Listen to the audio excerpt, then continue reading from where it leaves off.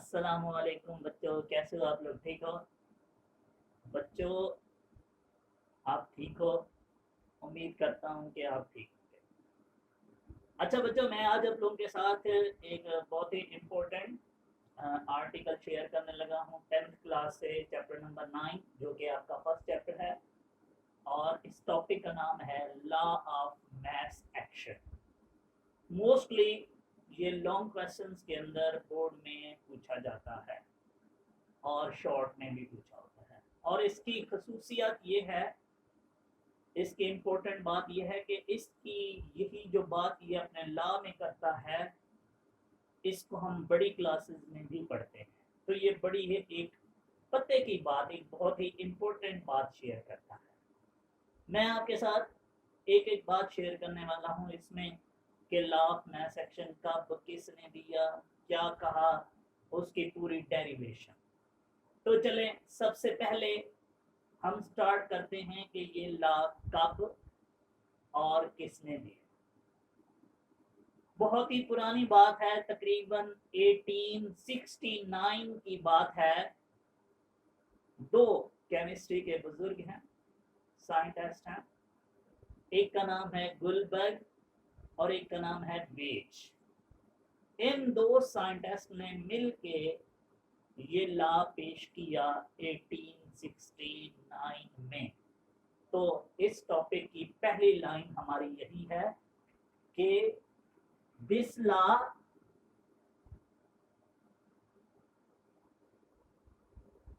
is given by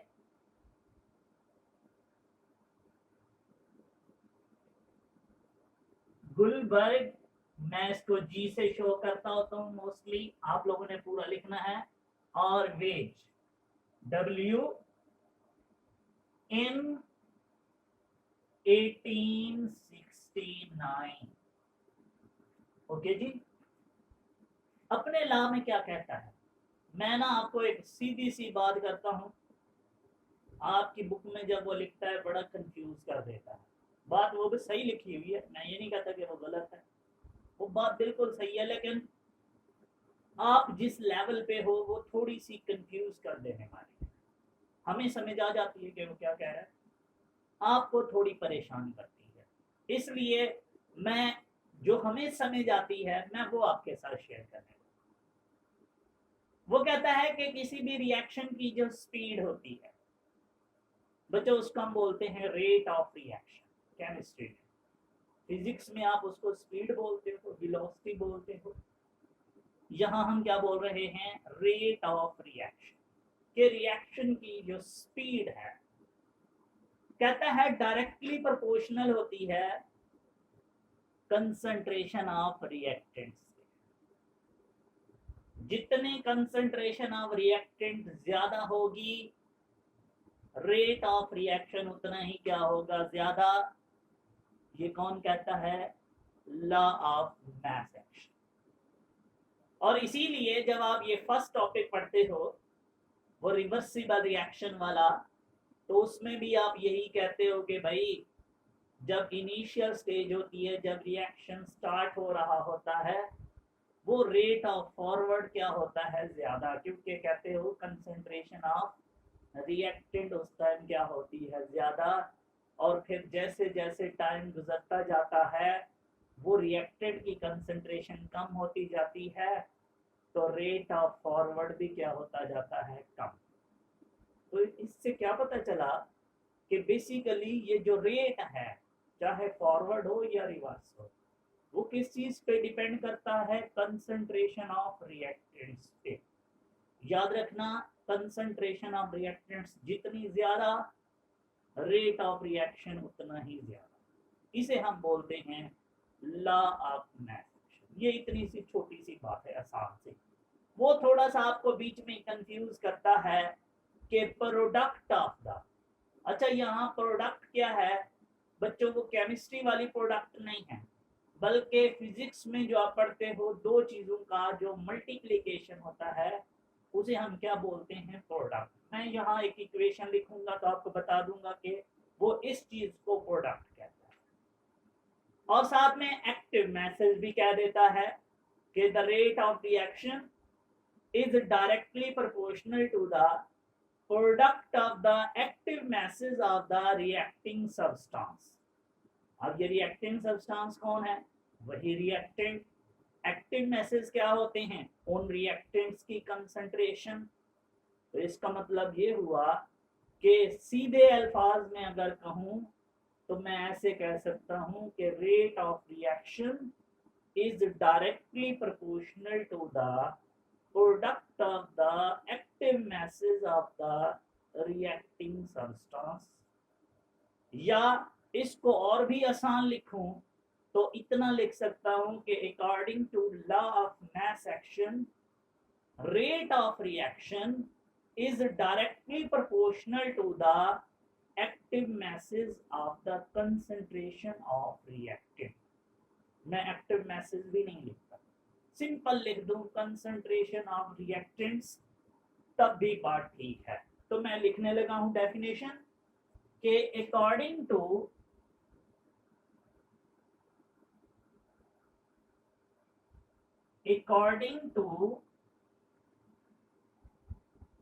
law of mass action, the rate of reaction is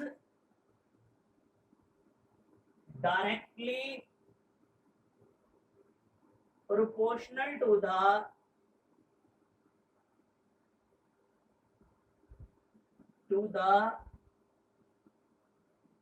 product of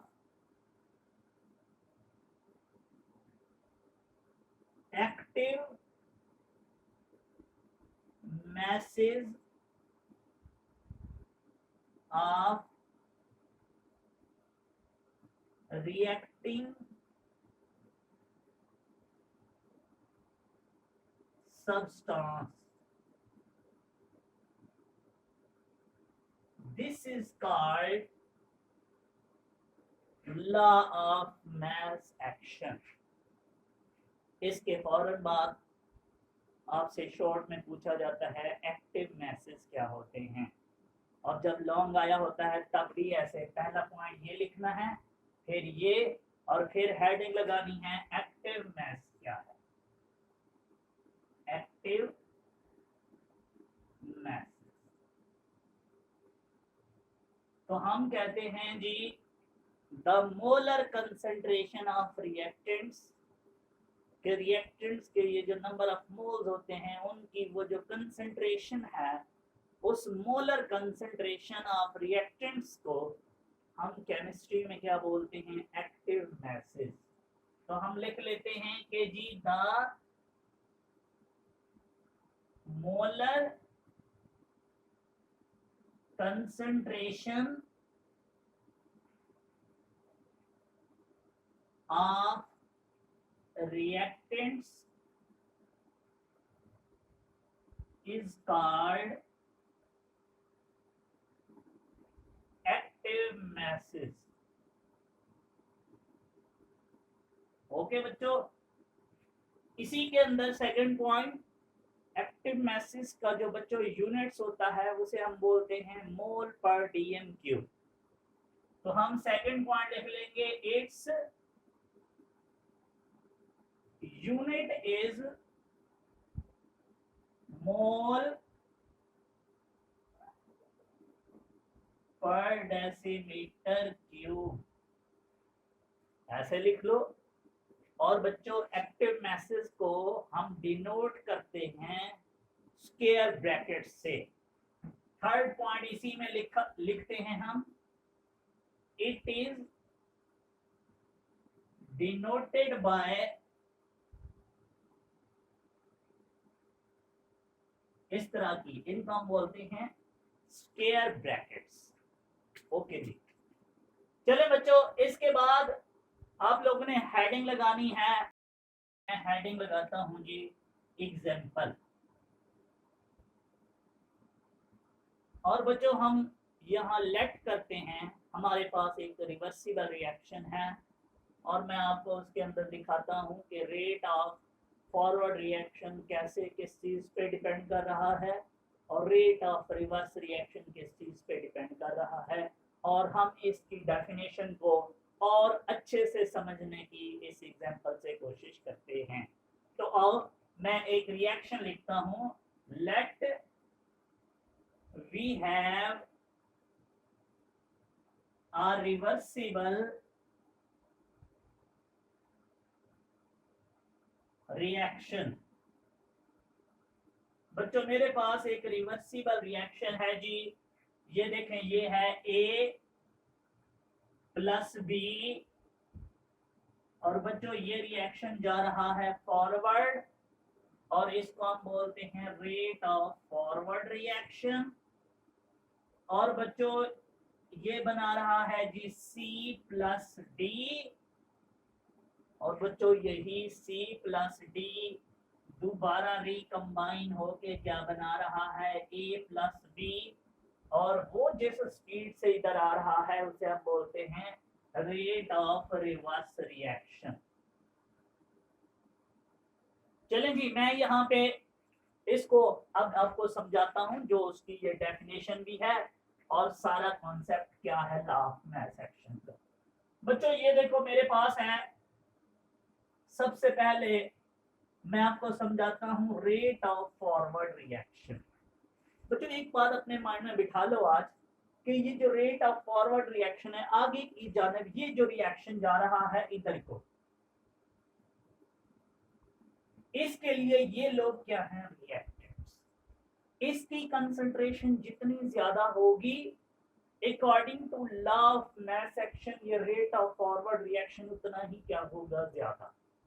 और बच्चों ये होता है ये वाला, ये जो इधर को आ रहा है इसको हम बोलते हैं रिवर्स रिएक्शन। और बच्चों इसका जो रेट है, इसके लिए जो कंसंट्रेशन ऑफ रिएक्टेंट है वो ये है। तो अब ये जो रेट ऑफ रिवर्स रिएक्शन है ये किस चीज पे डिपेंड करता है, इसके ऊपर। उसके लिए ये कंसंट्रेशन ऑफ रिएक्टेंट है, जब ये जितनी ज्यादा होती जाएगी रेट ऑफ रिवर्स रिएक्शन उतना ज्यादा होता जाएगा। इसलिए हम कहते हैं कि शुरू में ये क्या होती है, कम, इसलिए ये भी क्या होता है, कम। With the passage of time ये ज्यादा होती जाती है, तो ये भी क्या होता जाता है, ज्यादा। तो रेट ऑफ फॉरवर्ड के लिए ये रिएक्टेंट्स हैं, इसलिए रेट ऑफ फॉरवर्ड इस पे डिपेंड करता है। रेट ऑफ रिवर्स के लिए ये रिएक्टेंट्स हैं, और रेट ऑफ रिवर्स इस चीज के ऊपर डिपेंड करता है। इसी बात को हम यहाँ लिखते हैं मैथमेटिकली कि rate of forward reaction is directly proportional to the concentration of this reactant. ये A की कंसंट्रेशन एंड B की कंसंट्रेशन का प्रोडक्ट। वो जो मैंने आपको शुरू में डेफिनेशन में बोला था, ये देखो ये जो दोनों मल्टीप्लाई हो रहे हैं, इसकी इस मल्टीप्लिकेशन को हम क्या बोलते हैं, product. Means rate of forward किस चीज के प्रोडक्ट पे डिपेंड करता है, concentration of A and concentration of B की प्रोडक्ट पे। अब बच्चों ये देखो, मैं ये प्रोपोर्शनल खत्म करूं तो इसके लिए मैं क्या करूंगा, rate of forward reaction is equal to proportionality constant for the forward reaction. इसको हम लोग एक और नाम भी बोलते हैं, specific rate constant for forward reaction. तो आपकी मर्जी है जो भी बोल, proportionality constant for forward reaction या specific rate constant for forward reaction into A की कंसंट्रेशन एंड B की कंसंट्रेशन का प्रोडक्ट। और बच्चों इसको हम इक्वेशन नंबर बोल देते हैं 1। अभी मैंने आपको बताया था कि रेट ऑफ रिवर्स किस चीज पे डिपेंड करेगा, C और D की प्रोडक्ट पे। तो इसको लिख लेते हैं, rate of reverse reaction is directly proportional to the concentration of C and concentration of D का प्रोडक्ट। बच्चों याद रखना, फिर से सुन लो, यही बात है इंपॉर्टेंट। रेट ऑफ रिवर्स के लिए ये लोग क्या हैं, active masses of the concentration of reactant. यही है रिएक्टेंट्स। ये जितना ज्यादा होंगे बच्चों रेट ऑफ रिवर्स रिएक्शन उतना ही क्या होता है ज्यादा।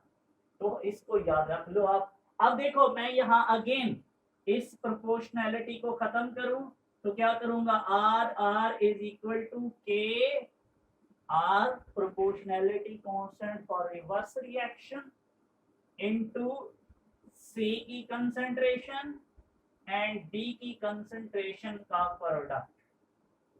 इसको मैं इक्वेशन नंबर 2 बोल रही हूं। बच्चों याद रख लो। चलते हैं इक्विलिब्रियम पे। आप हेडिंग लगाओगे एट इक्विलिब्रियम। आप लोग जानते हो ना कि होता क्या है बेसिकली कि शुरू में ये रेट ऑफ फॉरवर्ड ज्यादा होता है और with the passage of time ये क्या होता जाता है कम, क्योंकि ये क्या होते जाते हैं कम। और with the passage of time ये क्या होता जाता है इंक्रीज, क्योंकि ये भी क्या होते जाते हैं इंक्रीज। फिर दोनों पे एक वक्त ऐसा आता है इस सिस्टम पे कि इन दोनों की स्पीड एक दूसरे के इक्वल हो जाती है और हम कहते हैं अब इसके ऊपर क्या आ चुका है इक्विलिब्रियम। और इक्विलिब्रियम पे क्या होता है rate of forward equal to हो जाता है रेट ऑफ रिवर्स ए। तो चलें लिख लेते हैं at equilibrium rate of forward become equal to the rate of reverse। इसका मतलब ये हुआ कि ये दोनों अगर मैथ वाले कहते हैं अगर ये दोनों चीजें एक दूसरे के क्या हैं इक्वल, तो फिर ये भी दोनों चीजें एक दूसरे के क्या होनी चाहिए इक्वल। तो इसका मतलब है मैं इनकी जगह ये भी पुट कर सकता हूं आर एफ किस चीज के इक्वल है Kf into concentration of A and concentration of B का product is equal to Kr into concentration of C and D का प्रोडक्ट। चलते हैं बच्चों इसके बाद आगे लास्ट काम हमारा ये देखो मैं कांस्टेंट को अलहदा करना चाहता हूं और कंसंट्रेशन को अलहदा लिखना चाहता हूं। तो सबसे पहले ये है के एफ। बच्चों ये देखो ये इसको मैं इधर लेके आना चाहता हूँ के आर यहाँ मल्टीप्लाई हो रहा है इधर जाके क्या हो जाएगा डिवाइड। तो क्या हो जाएगा के एफ ओवर के आर इज इक्वल टू सी की कंसंट्रेशन इनटू डी की कंसंट्रेशन। अब ये देखो ये यहाँ मल्टीप्लाई हो रहा है उधर जाके क्या हो जाएगा डिवाइड ए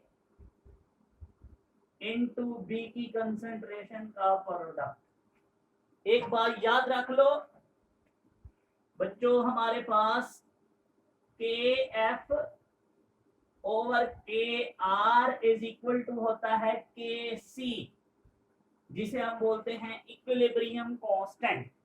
इसका मतलब है मैं इसकी जगह क्या लिख सकता हूं के सी।